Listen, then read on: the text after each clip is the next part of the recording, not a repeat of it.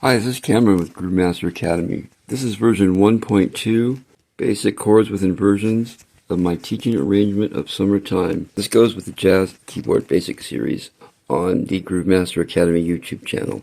The objective of this video is to illustrate the concept of connecting even very simple harmonies with good economy of left-hand motion. If you want the PDF of this arrangement, there's a link in the description you can download. No signing up.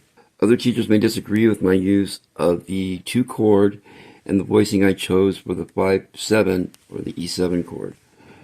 I'm not sure about that particular detail myself. I would genuinely like to hear your thoughts on the matter in the comments. A note about conventions. The small white squares on B flat above middle C is a lot more convenient than calling it out each time. And thanks to the guys at Keys of Joy for that convention and for letting me use their Steinway. Okay, enjoy the video. Summertime version 1.2, chords with inversions.